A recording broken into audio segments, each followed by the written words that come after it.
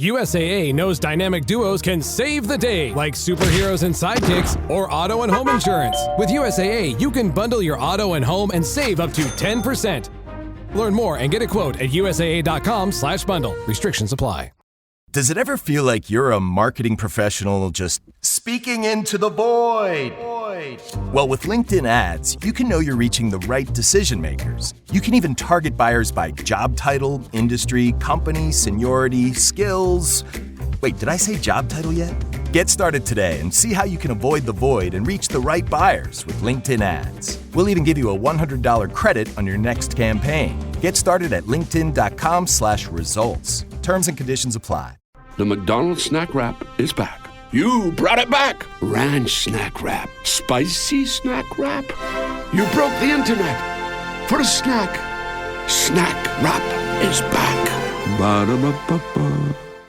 With a major selection of the looks your kiddos love starting at just $4 in the Walmart app, a new school year means a stylish new them. Who knew? Find skater skirts and Crocs that say, I'm casual but cool. Sparkly sneakers that say, it's my classroom, you're just learning in it. And preppy polos that say, I'm the teacher's pet, even if they're mommy's menace at home. Find their favorite styles starting at just $4 in the app. The Walmart you thought you knew is now new. Gatorade is the #1 proven electrolyte blend designed to hydrate better than water. So you can lose more sweat and raise your game. Gatorade, is it in you? This episode is brought to you by Indeed. When your computer breaks, you don't wait for it to magically start working again. You fix the problem. So why wait to hire the people your company desperately needs? Use Indeed's sponsored jobs to hire top talent fast. And even better, you only pay for results. There's no need to wait. Speed up your hiring with a $75 sponsored job credit at Indeed.com/podcast. Terms and conditions apply. Have you ever spotted? Hey, it's Ryan Reynolds here from Mint Mobile. Now, I was looking for fun ways to tell you that Mint's offer of unlimited premium wireless for $15 a month is back. So I thought it would be fun if we made $15 bills. But it turns out that's very illegal. So there goes my big idea for the commercial. Give it a try at mintmobile.com/switch. Upfront payment of $45 for 3-month plan equivalent to $15 per month required. New customer offer for first 3 months only. Speed slow after 35 gigabytes if network's busy. Taxes and fees extra. See mintmobile.com. Running a business comes with a lot of what-ifs. But luckily, there's a simple answer to them. Shopify. It's the commerce platform behind millions of businesses, including Thrive Cosmetics and Momofuku. And it'll help you with everything you need. From website design and marketing to boosting sales and expanding operations, Shopify can get the job done and make your dream a reality. Turn those what-ifs into... Sign up for your $1 per month trial at shopify.com/special offer. My cat Freddie loves to be brushed and cuddled. But stirring up his cat allergens meant sneezing and itchy eyes. Then I found Purina One Live Clear. It's cat food that reduced the major allergen and my suffering in as little as 21 days. Now, we feel closer than ever. If you have issues with cat allergens, you really need to try Purina One Live Clear. Try new Purina One Live Clear today. Purina One, a difference from day one. This episode is sponsored by Friskies, who would like to tell your cats hi. Now, if that didn't get your cat's attention, there is one thing that always does the trick. Just pour some Friskies crunchy food in the bowl and you'll hear those paws come running. Works every time. With so many Friskies choices, you can always bring your cats running from their secret napping spots. There's always more to explore. See for yourself at friskies.com or visit your local store. Jif peanut butter. It's that jiffing good, it doesn't really need advertising. So instead, enjoy the calming sounds of the ocean. Jif. Ooh, it's that jiffing good. Get your Jif at Jif.com. This episode is brought to you by Hyundai. Get into the Hyundai Getaway Sales Event and get away with a deal so right, it almost feels wrong. Because right now, you can save big on their most popular models, including SUVs like the Hyundai Santa Fe and Santa Fe Hybrid, and the all-electric Ioniq 5 and Ioniq 6. The Hyundai Getaway Sales Event. Visit HyundaiUSA.com. Offers end September 2nd, 2025. This episode is brought to you by GM Genuine Parts and AC Delco. Get the most out of your vehicle with GM Genuine Parts and AC Delco original equipment. The only parts designed, engineered, tested, and backed by General Motors.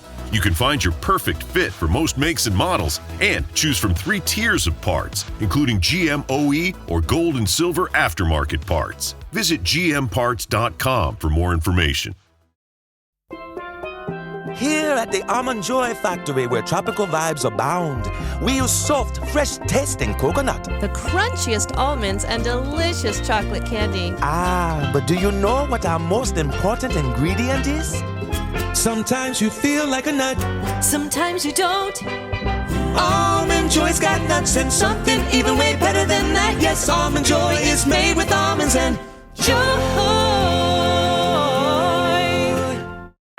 Everyone who works at Starbucks, full or part-time, gets stock in our company, simply for being part of our company. That's why we call our employees partners, because when Starbucks succeeds, our people do too. And that success turns into down payments, family vacations, and so much more. At Starbucks, benefits like company stock are just the start. Learn more about how we support partners at starbucks.com/partners.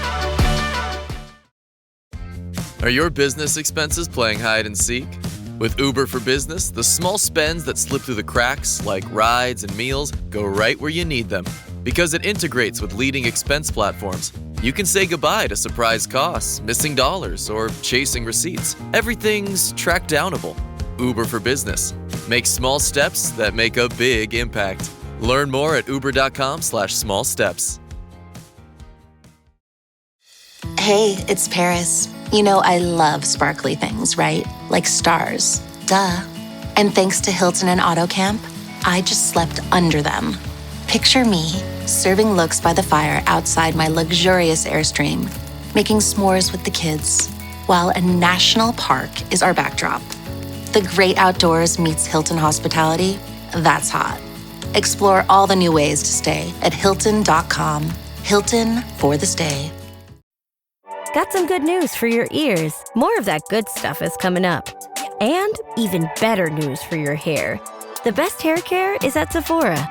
They've got all kinds of products for every kind of hair. From brands like Amika, Kerastase, Day, and K18. You knew where to get great audio. Now, you know where to get great hair care too. Sephora. Good news for great hair. Shop hair care now at Sephora.com. McDonald's hot, crispy fries right as they're being scooped into the carton. And time just stands still. Ba-da-ba-ba-ba. Hey, it's Ryan Reynolds here from Mint Mobile. Now, I was looking for fun ways to tell you that Mint's offer of unlimited premium wireless for $15 a month is back. So I thought it would be fun if we made $15 bills. But it turns out that's very illegal. So there goes my big idea for the commercial. Give it a try at mintmobile.com/switch. Upfront payment of $45 for 3-month plan equivalent to $15 per month required. New customer offer for first 3 months only. Speed slow after 35 gigabytes if network's busy. Taxes and fees extra. See mintmobile.com. Welcome to the HCI family of podcasts. We're your source for personal, professional, and organizational growth and development. We share our own original research, explore industry trends, and interview executives and thought leaders from across the globe. Join us for practitioner-oriented content around all things leadership, HR, talent management, organizational development, and change management. Maximize your personal and organizational potential with the HCI family of podcasts. Norman Wolfe, welcome to the conversation today. John, thank you for inviting me. I'm looking forward to it. It's a real pleasure to be with you. Where are you joining us from today? I'm just across the river from Portland, Oregon, in Southwest Washington, Vancouver, Washington. I love Vancouver and Portland. I grew up in Salem, Oregon. So Okay. that's my neck of the woods. But now I'm joining this conversation from south of Salt Lake City in Utah. But I Okay. love the Pacific Northwest. I love to get back there anytime I have the chance. I can Um, appreciate that. yeah. Running a business comes with a lot of what ifs, but luckily there's a simple answer to them: Shopify. It's the commerce platform behind millions of businesses, including Thrive Cosmetics and Momofuku, and it'll help you with everything you need. From website design and marketing to boosting sales and expanding operations, Shopify can get the job done and make your dream a reality. Turn those what ifs into sign up for your $1 per month trial at shopify.com/special offer. Yeah, beautiful place, beautiful place. Well, I'm excited to sit down with you today. Today, we're going to be talking about your book, The Living Organization: Transforming Business to Create Extraordinary Results. As we get started, I wanted to share Norman's bio with everybody. Norman is founder and CEO of Quantum Leaders, a strategy execution consulting company. He is a recognized expert in changing the way businesses work to more effectively and rapidly execute strategy. And we need more of that today, more than ever. We need agile organizations. We need strategic organizations. Just yesterday, I was in a meeting where I'm thinking, oh my goodness, where's the strategy here? It's absent. We need more of it. So thank you for sitting down with me today. Norman, is there anything you would like to share with the audience before we get started? No, I think we can just jump into it. I agree with you. And what I will say is, as we talk about it, I want the audience to recognize that this is not a new set of tools or methodology. It's a change in perspective of what an organization actually is. It's Mm, it's to address the reality that, as you say, companies are very poor at getting from point A to point B. They have a vision, they know where they want to go, but how do they navigate the journey from here to there? And a key part of it is what I call paradigm shifting. The old paradigm of an organization as a machine mm, where it's a black box. It takes inputs and produces outputs, and the role of leaders is to optimize how that box works. And hmm people are component parts of that box. And that works in some environments very well. It worked back in the 1900s when it was first created. It's a good way to think about a challenge of a complex system, but it doesn't work today because, as you said, it's not agile, it's not resilient, it's not responsive, it's not creative. It puts a lot of pressure on the leader to make all the key decisions, or the executive team, if you want. It's just not working. And so we have to get out of that paradigm and into a new paradigm, and that's what the Living Organization is all about. And I'm excited to have the opportunity to share it with you and your audience. Yeah, amen to all of that. And um, so yeah, let's get into it. I'm just nodding my head as you're saying those things, and I'm also thinking, oh my goodness, both as a leader, how freeing it is when you have this paradigm shift, right? To now rely on and empower those around you. But also as, part of the team, how vital it is, how important it is to be involved and included that way, and how, demotivating it is and how discouraging it is when you're not involved that way. Regardless of the intention of the leader. Like, Exactly right. I don't think most leaders are sitting around thinking, how am I going to hoard power and, and not be transparent and keep people away from decision making. Like, I don't think most people are like thinking that, No, yet that's, often kind of how it ends up getting perceived, or at least it feels that way, right? yeah. And regardless of the intent, it's just not effective. And so we can do better than that, right? Yeah, and it starts with, like you said, John, the intent of leaders is not to be bad bosses. Yeah. Then they're trained from the beginning. They're responsible for making sure the organization produces the results required for continual sustained growth. That's what the leaders are charged with. Yeah. It's how they've been trained to achieve that and how they think about going about achieving it and what their role in that is where the problem has lied. And it shows up in a really interesting way. Think about the consulting world. You've got business consultants and you've got OD consultants. hmm They're separate worlds. Yeah. which means we've defined them as separate problems. The bifurcation is one of the reasons strategies fail. We don't know where to apply resources. We don't know how to integrate the two worlds into one world, and that's what we did with the living organization. We recognize that the people are they're not stakeholders of a corporation. They are the They corporation. They are. are the Yeah. entity, right? They're the living cells of this living entity. In the old way, they're just component parts. You go to the big box store called Indeed, and you go out the engineering aisle and you buy your engineers, and you got your spec sheet you're looking for, and we call them job descriptions, and we're just following a very mechanical view of an organization instead of recognizing we want to establish the creative talents, the excitement. And like you said, when you get the people to be able to do things, it frees up the leader. It takes a burden off of them. I don't know why they don't want to do that. Well, I do know why. They don't know how to do it. It's scary. They don't know what, It's scary. They don't know how. It's they don't know scary. how. It's scary. The sense of like loss of control, Lots even of though control. control's a facade, That's right. right? And so, and I'm happy to get into the details, but the living organization framework is designed to help them understand how to think about the organization differently, and then how to lead differently and what skills they need, and then how to use the tools they're already familiar with to actually apply those principles and the leadership skills to actually make those tools work the way they're intended to work. So simply put, the framework has three parts: a new way to see, that's understanding that's the shift in the The paradigm. paradigm, yeah. A new way to lead, that's the new role of leadership and the skills associated with it. And then a new way to create results, how to put all that together to actually get from point A to point B effectively and be part of that 30% that's successful instead of the 70% that constantly fails. Can I ask you, so I I'm fully on board. You don't need to Thank you. convince me, right? Um, so I'm a professor. So I do consulting on the side, but I'm a professor. I'm a department chair. So I'm like a middle manager, right? In my university.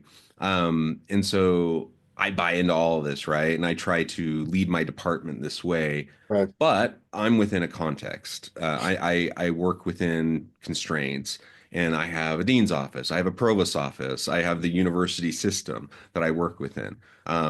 And other leaders may not share this mindset. They may not share this approach. Or let's say I have a dean that does, but then they are working with a provost's office that doesn't. Right. Or let's get out of academia. Let's go into corporate and you oftentimes you'll have a leader That's right. who buys into this, right? And they understand it and they have the tools, they have the skill to be able to do Mhm. it, but they're one piece of a bigger machine of organization. How would you suggest, that someone start to, within their sphere of influence, start to implement and then start to influence outwardly? You're bringing me down from rather than going top down to bottom up, I'm going to go bottom up to top down in terms of how we get there. So first thing we help leaders understand is they are the CEO of whatever entity they're running, right? So that's part of the mindset shift. You're not an employee, you are the CEO of your own company. So think about it from that perspective. Every company operates within constraints, Yeah. whether that constraint is covenants with your bank, that's a constraint, whether that constraint is dealing with regulators, or whether that constraint is dealing with uh, legal owners of the company, the shareholders or board of directors. Everybody has. So, if as a CEO, what we teach leaders to think about is who is your ecosystem? Mhm. Right? Who are your suppliers? Who are your partners? Who are you supporting? Who are your customers? And who are your stakeholders? The stakeholders are all those people that constrain you. Now, from an ecosystem point of view, you get what you want if you give your stakeholders what they want. So it starts instead of thinking about them as a problem you have to go fix or somebody that's stopping you, you want to think about how, as a CEO of my company, going to help, how do I have to work with these people in the ecosystem so that we all win? So Mhm. shift your focus from how do I change them to how do I understand them so I can get them on my team? And it's just a different problem set. It's the same challenge, but it's viewed through it. It's the old saying, the way you ask the question is the way you get the answers. Yeah. And so that's how I would begin to address that particular challenge is shift your paradigm. Think of yourself as the CEO of the company. Map out your ecosystem, which is one of the trainings we put people through, one of the tools we have, and start addressing your ecosystem for maximization of the whole, so that you win because they're winning. Yeah. I like that. And again, if you're considering yourself the CEO of your organization, right? Regardless of where you're at in Wherever you the are, doesn't matter. hierarchy, focus on what you control, your sphere of influence, your locus of control. It's important, because sometimes, you can get bogged down in, feeling like you're beating your head against a brick wall, trying to change things that are outside of your control, outside of your influence. And ration your energy. I mean, like, focus on things that you actually can do. And that doesn't mean that you can't over time try to extend your influence, and that you can't try to manage up, and that you can't, those are also things that you can do. But like you said, focus on what you can control, change your mindset, change your paradigm, and then over time, actually, that can dramatically shift It the will. amount of It will influence dramatically. I'll give you that a you very can. concrete, specific example. I, Yeah. I, I have a client here locally. It's in the distribution business, and it is a subsidiary of one of the major Japanese corporations. Its history as a subsidiary has really been more of a Chinese wall, so to speak, where they stay on their side and the company operates on its own, and it just feeds dividends back to the shareholder. Hmm. And I came in and I was working with the CEO, and he was complaining almost about the same thing. They constrain us, they don't understand us, they don't give us the resources, we got to run through hoops, and they're always, they're more pain than they're worth. And I said, that's a lousy attitude to have. I said, you've got the access to a major corporation that has some major influences around the world, and you're keeping them at a distance. Why are you doing that? Began to reframe his context, his paradigm, his thinking, and help him see them as a partner. Mm. And it wasn't only him, we had to change everybody in the organization, how they related to this entity, this stakeholder, this pain in the butt that always causes us problems.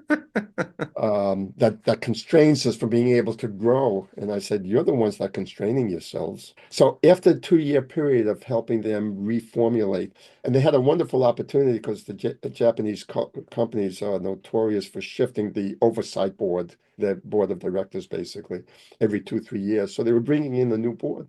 And I said, there you go.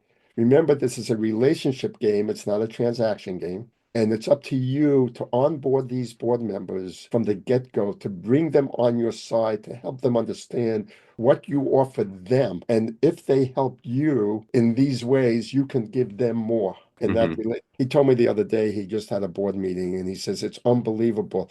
The whole board is focused on growing us instead of looking at the past and what we've done and asking us a whole bunch of questions about the past. They're only concerned about how are we making progress towards the future. He said, it's a different world I live in.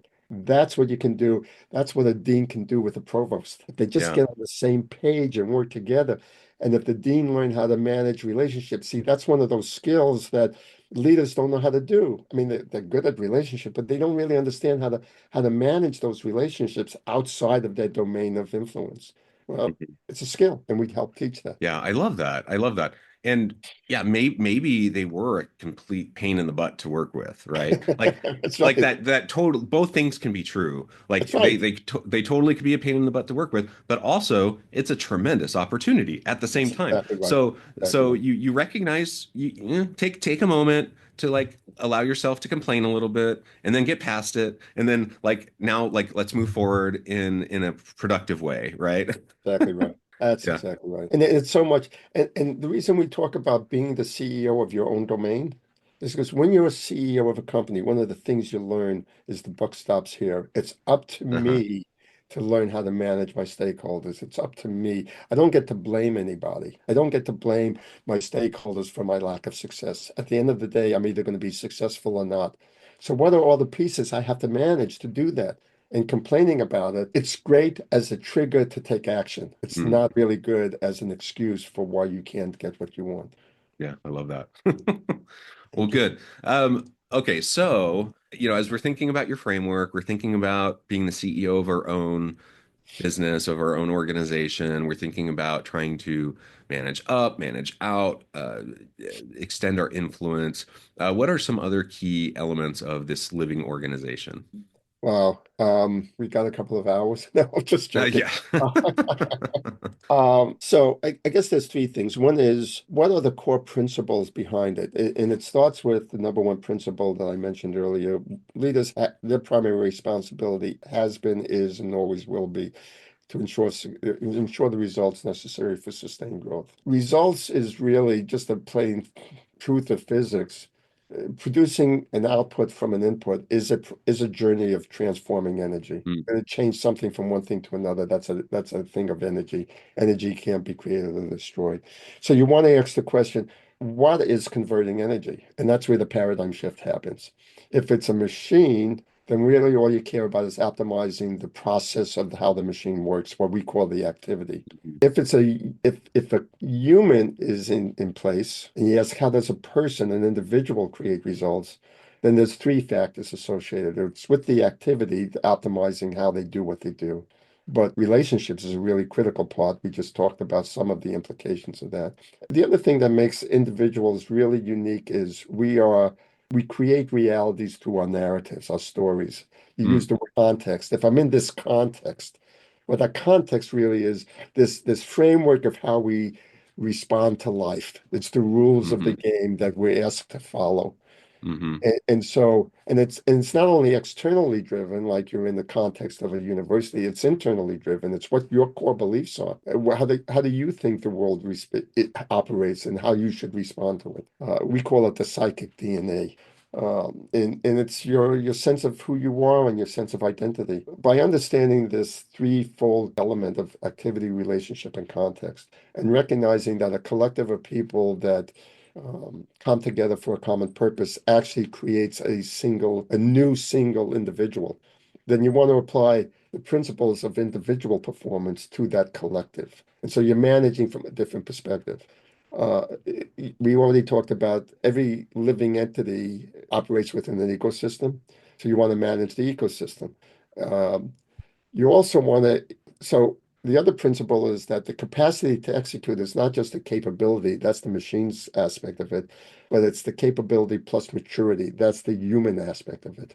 The more mature we are, the more you can delegate to me. In fact, one of the key, if I ask a leader, name the things that are important when you think of moving somebody from one level of responsibility to the next, what are you looking for? And invariably, they'll talk about things that are attributed to what we consider the elements of maturity. Things like, can they see the big picture? Can they learn from their mistakes? Can they make decisions for the good of the whole over themselves? This is what happens when a person matures. This is what happens when an organization matures. And the very thing you said at the beginning, if you get people to take ownership for the good of the whole, you're actually freeing up the leader's time, right? And you're getting organizations that move rapidly to whatever situations as a collective.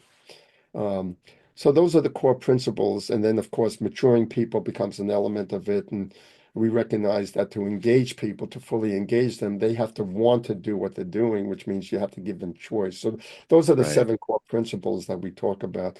That's the shift in paradigm. And it's all geared towards that's what it takes to have an organization create results. So that's what the leader should be thinking about. And then the second part is the leadership skills themselves, changing the role from plan, organize, lead, and control to setting that context so people know what game they're playing, developing the people, capability and maturity individually and collectively. Recognizing that the internal organization is itself an ecosystem. So building a community, not just a bunch of teams and silos, but build a community. And being of service, delivering on what you say, taking care of your customers, taking care of your suppliers, taking care of the living entity you're responsible for, nurturing it, cultivating it. So it's from plan, organize, lead, and control to set context, develop people, build community, and be of service. Changing role of leader. And the key change is shifting from shifting from a problem solver Mm, fixing things to a person who can sense and adjust underlying patterns. interesting. Yeah. Part of my career was with HP, and one of the early things we learned was management by wandering around. And Mm, management by wandering around was really tune up your antenna to sense what's going on under the surface of what you see so that you can adjust so you know what the reports are going to say before the reports even come out, and you can adjust things accordingly. And so that's the shift in the role of leader. And then, now that you got those, use the tools, but use them differently. Don't just build a mission, vision, value statement. We call it a strategic compass, where you have a deep sense of purpose of why this organization exists, so that people who join it and operate within it know why they're doing what they're doing. And have a strong impact statement, a narrative, a story about how you impacted your marketplace, how you impacted those that you serve. How's the world different 5 years from now because you exist? And then we talk about character, not just values, but character. What does this living entity stand for? And how you're going to deliver all that? We call that the mission. So we take the tools like mission, vision, values, and deepen it, make it applicable for a dynamic human social system, not just a machine of this is what the machine is designed to do. So that's the living organization framework in its three component parts. I love the character piece. I just love the idea of deepening those other Yes, pieces that people have always been doing. I mean, yes, for forever, people sit yes, down and they have these sessions where they wordsmith these mission statements and value statements. But oftentimes they get put on the wall or on the website, and they're not really integrated. They're not really deeply, lived within the organization. But deepening them, making them really a part of the day to day of the organization and the character of the organization absolutely. is so important. It is. And seeing everything that you're saying, and implicit in the whole idea of a living organization is just the innate value of the people within the organization, right? Like you just have a very different mindset Very around different mindset. the humans within the organization than kind of this old frame of what an organization is, why it exists, and how it's going to be successful. And I love all of that. And I just think in this modern age, the current world of work, a knowledge economy, all of this requires this kind of a mindset. Right. It does. That's why I mean this has become my calling, my dharma, my life's passion, uh, this is what I'm going to do until I can't do it anymore. Is to expand this and literally transition the world of business to a new paradigm that enhances and supports the dignity of that human spirit that is so important to its success. I'll add one more thing before I'm sure we're getting close to wrapping up. The key role of a leader is, as I said, to develop people. And in today's paradigm and today's way of thinking, we look at leaders focus on how do I get better performance out of my people. So we use the people to get results, and that's pretty well accepted. In our paradigm, we shift that just a little, but very significantly. We say getting results is our focus, but the results actually creates the challenge that serves as the catalyst for developing people. Mm, As we develop the people, both capability and maturity, so we're developing the whole human being, we increase the capacity to achieve the goals, and it becomes a virtuous cycle where it builds on itself, it spirals and gets bigger and bigger and bigger, and so the organization grows organically and naturally with an constantly expanding capability set, capacity set. We go from using people to create results to using results as the vehicle for developing the people. And that's how we integrate the hard side and soft side that I mentioned earlier was bifurcated. It becomes one journey together. They're not two separate things. So CEOs don't have to decide, do I put money in business? Do I put money in OD? Where do I go? It's two yeah. heads of one coin, and just manage the coin. Yeah, love it. Norman, this has just been a great conversation. As you Thank you. said, we got to note the time. I need to let you go here in a minute. But Yes. before we wrap things up, I just wanted to give you a chance to share with the audience how they can connect with you, find out more Great. about your work, where they can find your book, and then give us the final word for today. So Nwolfe, NWOLFE at quantumleaders.com. The website is quantumleaders.com. And I have, for your audience, put on Quantum Leaders /podcast, and they'll get the first 3 chapters of the book for free. So that's a gift for those who are interested. And a word for today, shift the paradigm. Shift the paradigm. Well said. Norman, thank you so much. It's been a pleasure. I John, encourage the John, audience. thank you for having me. It's really been a pleasure. I encourage the audience to reach out, get connected, find out more about what Norman can do for you. Check out the book. And as always, I hope everyone can stay healthy and safe, that you can find meaning and purpose at work each and every day. And I hope you all have a great week.